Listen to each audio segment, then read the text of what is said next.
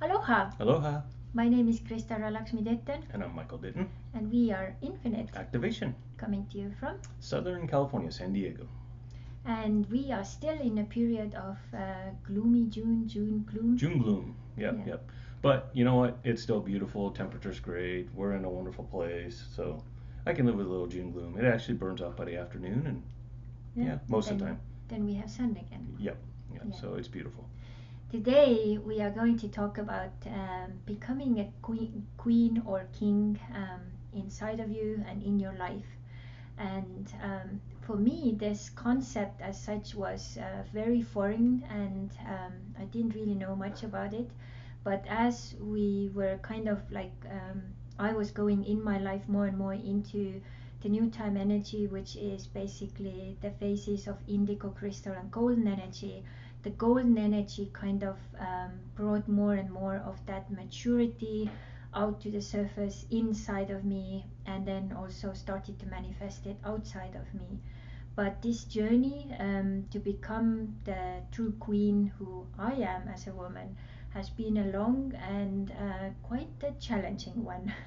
Yeah. So and on that journey, of course, Michael has played a huge role to help that queen to emerge. And this is actually one of my points I would like to make, is to say that, you know, every woman has that queen inside, and it's really good if you start to discover it yourself first and get really acquainted with it, and then the outside man, whoever that is, can actually help you that queen to emerge even more.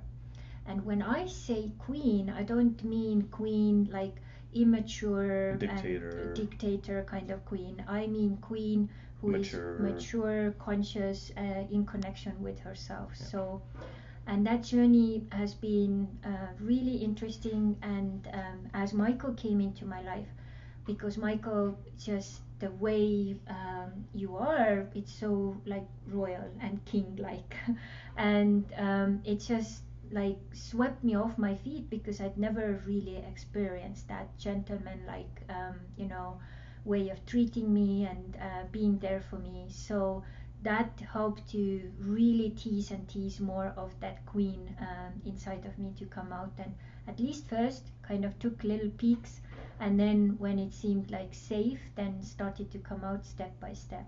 So And she's got her full queen on now. yeah. So how has that journey been for you? Well, it's been an incredible journey because I have the front row seat of watching you evolve and mature over the past few years. And I mean, you were a beautiful, wonderful person when we first met, which was why we chose to go down this path together. But I saw much more potential and growth for you as well, and I encouraged and nurtured that and treated you as the true queen that you are, and watched that true queen evolve and blossom. And I have watched you mature more over the past few years, without losing any of the integrity that you have, the care, the compassion. You've retained all those wonderful qualities that I fell in love with, but became even, much more powerful when you allowed your true queendom to come through. And as far as all the gals out there watching, I want to encourage all of you to be the true queens that you are, because um, one, you deserve it. Two, when you start filling that role, you'll find that others treat you well. And again, it's not that you're a dictator or anything else, but if you believe in yourself and you truly love yourself and you truly are doing the best that you can for you, it's going to influence positive things around you, positive people, positive things.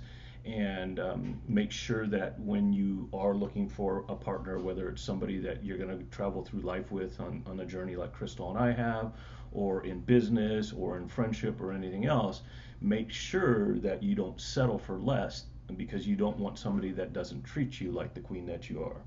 And as far as the guys that are out there, if you truly work on being the king that you can be, and you become that magnet for those queens. So you get somebody that is really loving and caring and working on themselves and has found that queendom. And if you see somebody that hasn't quite reached that potential yet, and you know it's there, make sure that you treat them as all of them, as the queens that they are. And let me tell you, when you do that, you will see them blossom. You will see them grow. It's one of the most wonderful experiences that you can ever experience. Mm. And so basically, in our lives, Michael is the king not only for me but also for many of my girlfriends. Like when we go to Estonia, so many of my female friends, they want to spend lots of time with me and with you. And of course, also because they always feel so like uplifted and so queen like, because you also treat them real like a real king. And we actually have a really dear friend of ours who got so inspired by experiencing this that actually she came with her daughter to visit us in Mexico. And she was really living with us for a little period of time, so she could see how this like conscious relationship, mature relationship works. And she got so inspired that today she's also in a relationship with the true king. Mm-hmm. So we could like inspire her. And this is actually one of the future projects we are developing more and more, so that we could help other couples to become the queens and kings inside their relationship. Or if you don't have a relationship yet, you know, become that queen or king and then attract that relationship you deserve. So Mm-hmm. yeah. Yeah. And then, so what's your opinion, Michael? Like, do you think someone is born to be a king or queen, or are we learning this, or how is this like going? Like, how is it you are such a king? Like, where did that come from? Like, were you born like that, or was it the way you were raised, or like what's like influenced you to become the king you are today? Um, Truly, I can't answer that. I can only give you what I believe to be. And I do believe that some are born with those qualities or that personality trait. But that doesn't mean that somebody can't learn that along the way. And most people that do learn that trait are going to learn from an earlier age. If they grew up with, a family that was loving and caring, and when I grew up, my family, you know, it's not that they demanded respect, but that was common practice in our home. I grew up respecting my elders, saying yes ma'am, no ma'am, addressing, my elders by, sir or ma'am. I don't think I ever called anybody by their first name that was an elder to me until, I got into my teens. Um, to the way that I answered the phone, to the way, just so I was in that environment. But for me, it wasn't a stretch to do that because really it was who I was. So, I was maybe born with it, and then I grew up and was encouraged to be that way. And as I grew older, in my older phases, um, I actually love doing it because of the results that it gets. And that's not the only reason I do it, but when I can be super respectful, treat somebody like they truly, which all humans should anyways, but when I do that and make sure that your cup's filled or somebody else's cup is at least getting a dose of being filled, and watching the positive things that come from that, it is a little self-serving because I do get a lot of joy out of it, but it's only because I know that I'm making a positive impact on somebody else's life. Mm-hmm. And I remember this time we were in Estonia and we went to figure out one bureaucratic thing. And we got in there, and Michael just came along. And then you were just there smiling with your beautiful eyes and your smile and your American smile. Mm-hmm. And this woman, who I think otherwise would have been pretty mean, like, was so forthcoming. And even though I was in complete wrong place, she tried to figure out, like, gave the phone numbers where we could call and so on. So even if someone doesn't understand like your language, or your presence is so king-like. And I think once you are that person that you aspire to be that true king or queen, it kind of is it emulates? It kind of Radiates. radiates, and people feel that positive energy. I've always, even in troubled times, I've always tried to be the positive person. I've always tried to be happy. I try not to be that negative person. But on top of that, I try to be the quality person, the king that I am. And I believe with all that together, I don't even have to say anything for people to understand that that's the level that I'm on. And I don't mean that in a, condescending or, I don't mean that in a negative way, but I'm confident that I am doing the best that I can and trying to help other people. Mm-hmm. And one thing what was really amazing as we started to get to know each other, and our first year was a little kind of rocky, figuring out who we are, where we're coming from, where we're going. So it was going like back and forth quite a bit and so on, which is all part of the process. Growth. Some of the things happen like that. So and two situations which I bring out here, which actually, because Michael treated me so well, such a king, so loving and caring and with respect and politeness and all of that, it became my new norm. So when I went back to Estonia, and we were like apart that time and we were not together at that time, I actually went out dating, and I had a male friend inviting me to go to a date, and then came to pick me up with the car, which is very seldom happening actually in Estonia at all. So I was like, wow, like I don't get that offer every day, so I'm gonna say yes to that. So, and he parked the car, left the car, and was already maybe 500 meters away, and I'm still sitting in the car. So he turns back and is like, what's up? And then I was like, yeah, I'm the queen now, so I'm waiting until you open the car door.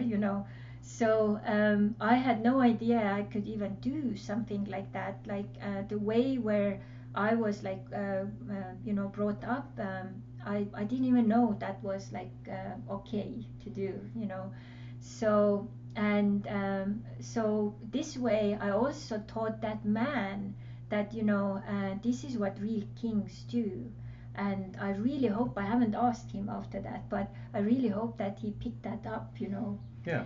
And with one of my girlfriends, we actually at one point we started to just play this game, like opening the doors for each other. And she also is married to her husband, and her husband had no idea. He didn't see us doing that. And then one day, her husband, 20 years or something, had never opened the door for her, just like out of the blue. So it's like some energetic, like, I don't know, connection or what that was. And the third thing was when one of the times I was coming from some place, and my son was getting out of the car, and I had like at least like 5 bags or something, and he just walked away, didn't even look back, and I just stood there like and it's like, maybe you could help me. And it's like, oh yeah, of course. So also this way, giving some hints and tools to my son, that this is the way you could like act and help, women around you. And we believe that it's had a positive impact on and all the people that we don't do it to be mean or anything else, but it's proper and it's common courtesy, and it's Yeah. it shows respect, and Yeah.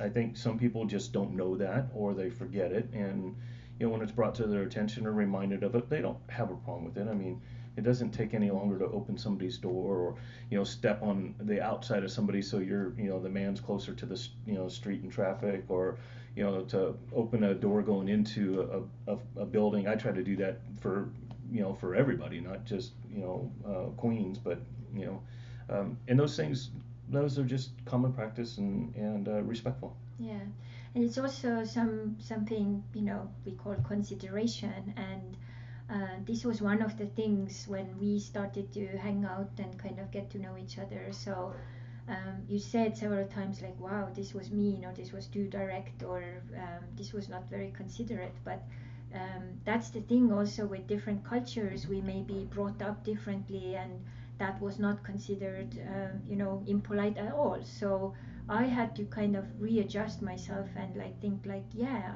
I mean, I should ask and be considerate about this person or what I'm doing and so on. And I remember this, I think that was the summer I went back to Estonia, and I was so over considerate with most Estonians that they thought something was like wrong with me, Yeah. that I was sick. My own son was like, are you okay? Like, Yeah. why are you sick? What's going on? So this is also another kind of level where that may kind of come up. So Yeah, and what Crystal's referring to is, in my upbringing, it was common for me to, say please for something or say thank you. And in Crystal's culture and her upbringing, that wasn't common practice. mm-hmm. And it's not that I told her that she had to do it, but when she asked me for something, I did tell her that for me it was nicer or more polite if she would ask for it and then say thank you, and I explained why that made the difference. And it's not that it had to happen or anything else, but it created a little bit better communication for us. um, and I think I think it's just I think it has a positive influence, and when you go and you share it with somebody else, I think it has a positive influence on them. And it's not that it's my way or anything else, but I believe in pleases and thank yous and courtesy and everything else. Mm-hmm. Yeah, so all in all, I think what is really good first step we all could do about like becoming the queen and king we are here to be is to really like look deeper into yourself, like just ask the question like, what does it mean for you to become the queen or king you are here to be? And how would you like to be treated? How would you like other people who are around you, connect with you or communicate with you? And as you start to get clarity about these things, you start to also create that reality outside of you.